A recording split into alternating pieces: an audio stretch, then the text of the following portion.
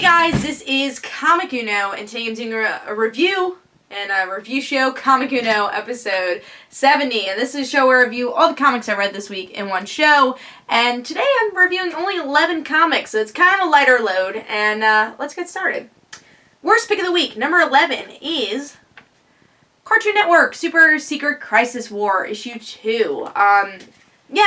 Issue 5. So this issue, honestly, Super Secret Crisis War in general, just not what I expected. I was really excited to see these Cartoon Network characters come together, and it's just too action heavy. There's not enough story, not enough cool character interaction. The one thing I did like about this issue is that Mojo Jojo is becoming a hero because he doesn't want his world to change and get destroyed. He wants to take over the world. He doesn't want it to be destroyed, and we find out which is the world that gets picked to be destroyed. But overall, I think this has so much more potential than it's doing. I feel really bored when I'm reading it. The art's good, but other than that, there's so much that they could do here that they don't do. I would say this is more kiddie than it is, like the other titles. I feel more all ages. So I'm going to give this 2 stars. I just was disappointed with it. Alright, so let's move on to number 10.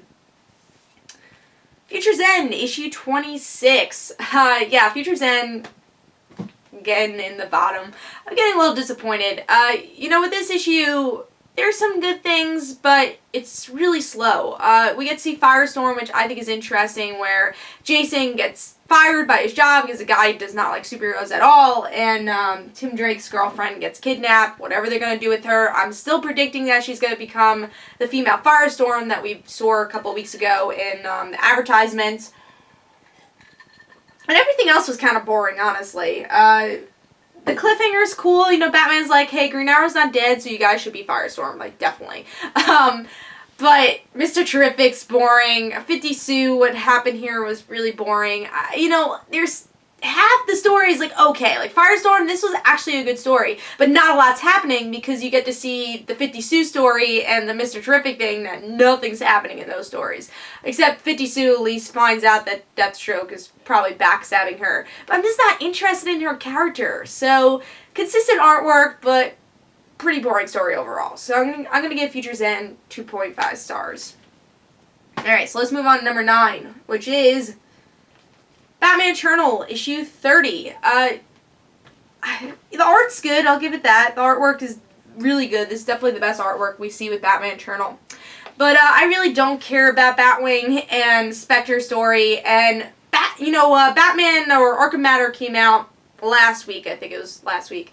And that's a story that continues that Arkham Asylum falls. And Arkham Asylum's still falling here. So why did you have Arkham Matter come out last week if they're still continuing the story of how Arkham Matter is even happening in Batman Eternal? So that also is like, I already know how it ends, so why am I interested in this Batwing Spectre story? And they're also trying to promote this Gotham Midnight series that I'm not interested in because I don't really like Spectre that much. But overall, just really lackluster. Artwork is what boosted this up a little bit more in Future's End. I think at least that this story knows how to tell different character stories because they only have a few characters here, unlike Future's End where they try to have like 10,000 characters in one story. But yeah, Batman Eternal at least tries to do that. I'll give him that. But other than that, the story's kind of lackluster here. At least for me. I just don't really care about these characters. So I'm excited for this to move on, and let's hope we get different character stories soon. But then you get the bad artwork. So Batman Eternal, sometimes it's good, but a lot of times it's bad. Alright, so let's move on to number 8, which is Justice League United Annual Issue 1. I think this is okay. This is definitely getting more towards the better stuff here. I really like the Justice League United stuff. We get to see some really fun interactions, like Animal Man pointing out that all the blonde people went to one mission, the others went to the other mission, and so they kind of poke fun at itself and have some really cool character interactions here. But the Legion of Superhero stuff is honestly what bored me and makes me kind of uninterested in the story arc as a whole. So yeah, I'm a little worried about that, but Legion of Superheroes just didn't interest me. The boy that they saved in Justice League United is going to become this big villain. Like, we've seen this before. It's happening in Marvel right now with Ethan. That character is going to become, like, a villain also. So it feels kind of like a copy of that. But overall, the story was, okay. The price tag is not great for what you're getting. But I'll give it 3 stars. I did like the Justice League United parts. It's just the Legion of Superhero things that I think could have been more interesting. But maybe just because I don't like the characters that much. But I will try the next issue, see where it goes. So, yeah. Legion, Justice League United, issue 1, annual, I gave it 3 stars. Alright, so I think we're up to 7. Yes, number 7 is another annual. Harley Quinn annual, issue 1. There's some positives and negatives here. It's like a mixed bag, and that's why I gave it 3 stars. I like this story because it's very unique. We get to see a scratch and sniff story, and I've never seen that with a comic. And the pizza ones like smell pretty disgusting, but the other ones actually smell pretty good. So I like the originality of that, and the story was good. It's Poison Ivy and Harley trying to save Poison Ivy from being like manipulated by these people, and we find out the villain was misunderstood and now gonna move into Harley Quinn's apartment. But the thing I didn't like is that it was really lengthy. Like, a lot of the jokes didn't really hit. And this story would have been a good $2.99 book, and I think I would have given it higher if it was. But because it was a $5.99 book, it wasn't as good as I wanted it to be for a $5.99 book. But, of course, it's because of the cent thing, so that's why they had to make it more expensive. And also, I'll complain about Harley and Poison Ivy's relationship. I think it has a thin line in it. I don't think they represent it very well, and here I think proves that. It just feels very weird. It feels like they're a bit too close, even though they've always been close, and I guess that's in character for them. I still think I don't know, the way they depict their characters, I don't feel like it's the relationship that was in the pre-New 2. So yeah, I don't know. I'm still like iffy on how they portray the relationship. And it's less fun, I haven't really seen as many funny things happening with Poison Ivy and Harley, which is disappointing. But why I gave this 3 stars is because it was original. The story is like pretty good until it got a little lengthy and a little bit too much. I do think this would have been a better $2.99 regular issue. But overall, I'll give it 3 stars. It's up to you guys if you want to pick this up because it is an expensive book. Alright, so let's move on to number 6, which is Nova, issue 22. I like this issue. It was really fun, especially for Halloween. I thought it was a fun issue. We got to see Nova go back. Sam Alexander, he goes back to high school. He says, hey, I was looking for my father. That's the reason, I haven't been around. Principal's being nice to him. He's like, all right, you go to school. I understand, but go to school. You have to go to school. And then we get to see that Nova goes trick-or-treating with Jean Grey Institute kids, and it was fun, I had a fun time with it. Do you need to read this issue? No, it's definitely more of a filler. And also the artwork, I think, could have been a bit better. I think the shading was a bit off. Like, there's a lot of lines on Sam Alexander's face, and that kind of pulled me off of the issue and why I didn't give it 4 stars. But it was a good issue. I liked it. It was a fun issue, but it is a bit of a filler. But looking forward to seeing that cliffhanger that happened in the end. We see that Sam Alexander is needed by the Avengers, so that'll be a lot of fun. But at least we're getting back to the Earth aspects that I do really like about the series. So I gave Nova 3.5 stars. I thought it was a fun issue. Alright, now we're getting to top 5. Can't believe we're in top 5 and I haven't broke 4 stars yet, but let's see. Number 5 is Earth 2 World's End issue 4. This is a good issue. I think just like Future's End, it's trying to balance a little bit too much. There's a lot of stories going on here. The cover's a bit misleading because there's not a lot happening with Aquawoman, and I don't even think we see this person at all in the issue, so definitely misleading cover, which I don't love, but at least with World's End, the difference with World's End and Future's End, every story is interesting. Future's End, there's some stories like I really don't care about, but with World's End, even though they're trying to tell too much story, they progress it very well with each story. I would say the only story I didn't really like is Fury's story, the villains, I would say. The World Army's trying to make a relationship with them, trying to figure out how to defeat Apocalypse, and they're agreeing with it, kinda.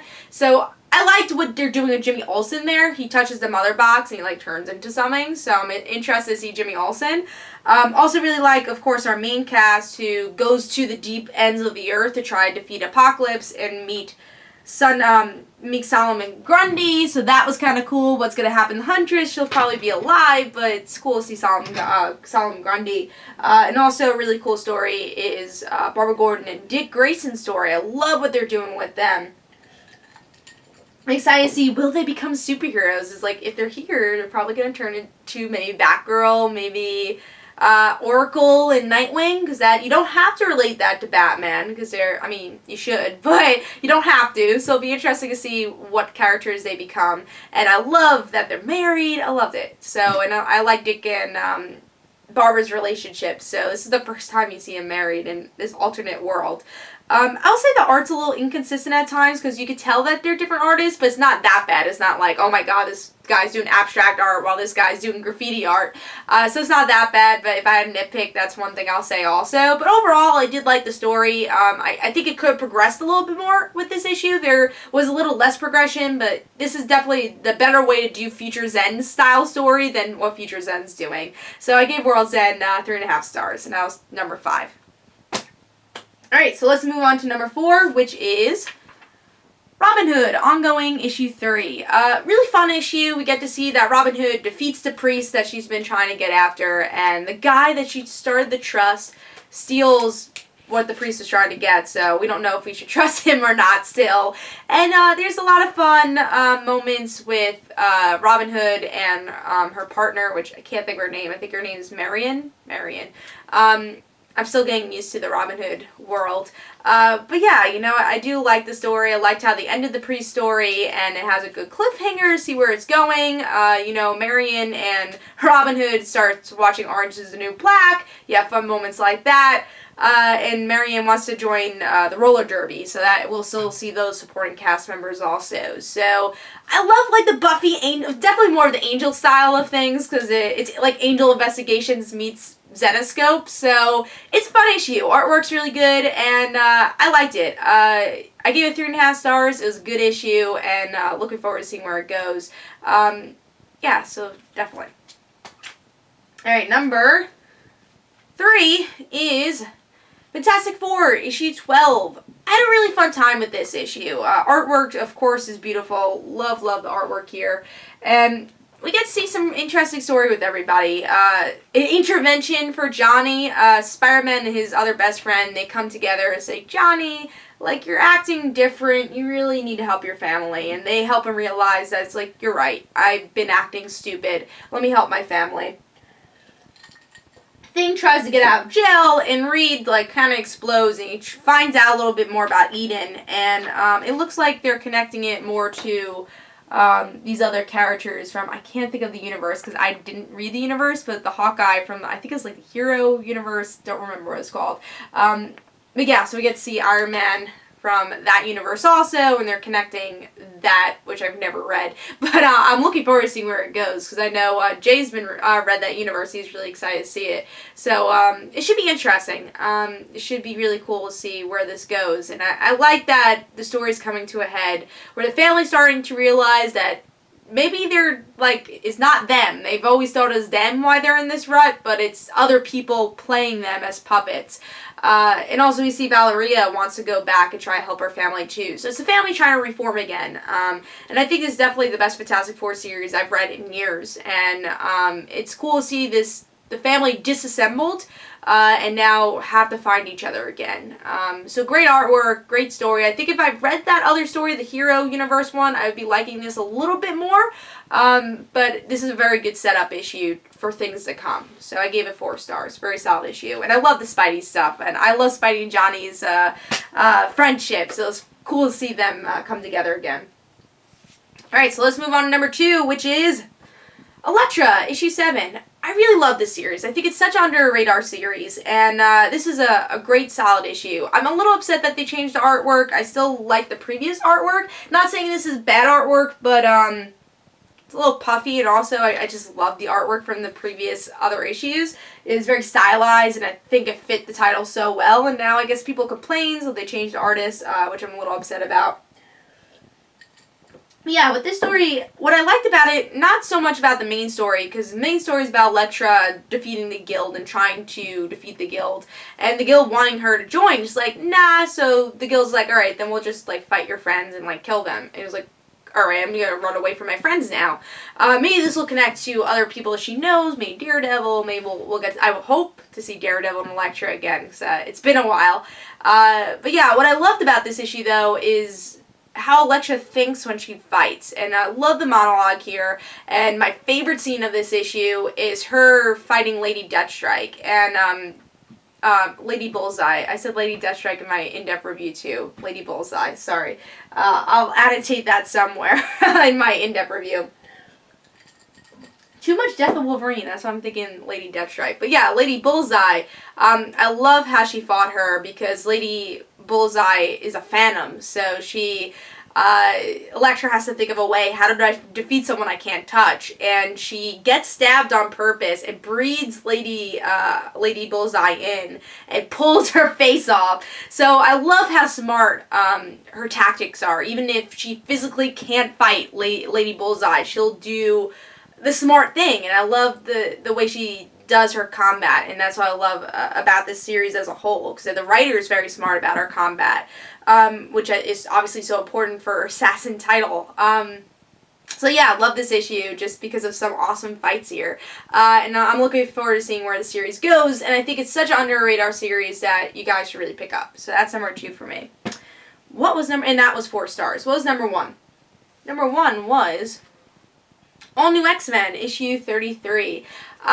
You know, first, before I talk about All New X-Men, it didn't blow me away, but nothing did this week. Nothing actually passed 4 stars. This was a 4-star book, but it was a lot of fun, and that's why it did get number 1. I love the moments, but it didn't blow me away, and I was a little disappointed that, like, this week's comics were a bit lackluster. But going into it, why was this my pick of the week? I just really liked All New X-Men. I loved some of the fun moments we get here that I think Brian Michael Bendis is so great at doing. We get to see Angel try hugging Laura, and she does not have it. X-23 is like, I don't hug people. And her meeting Jimmy was such a fun moment, because Jimmy's like, you're a mutant, but, like, you're definitely not from here. And, you know, just 2 Wolverine-type characters coming together. Iceman's story was a little bit, like, I don't care about him meeting Mole Man, but his was a little bit on the side. But Jean and Miles meeting together and finding the ultimate X-Men, I'm like, this gets me excited for this story arc.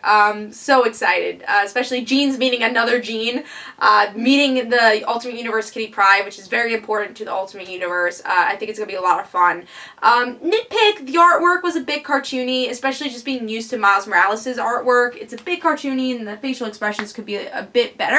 But it was a fun issue. Again, some fun character interactions. Love the cliffhanger, and looking forward to seeing where the story arc goes. So All New X-Men was my pick of the week with 4 stars. So hope you guys enjoyed. This is a bit of a weaker week. Is less books this week because it's a 5th week of the month, so you're gonna get lesser books. But yeah, overall, that was my pick of the week. So tell me in comments what was your pick of the week, what was your least favorite book, and everything in between. So hope you guys enjoyed. This was Comic Uno episode 70. So don't forget to follow me on Twitter for Comic Uno and the right situations. Don't forget to like my Facebook page, and also don't forget to follow me on Facebook, and also follow the comic book Like Father Like Daughter, my comic. Don't forget to like the Facebook page of Like Father Like Daughter, and also don't forget to back up the Kickstarter for Like Father Like Daughter. And I'll see you guys later. Bye.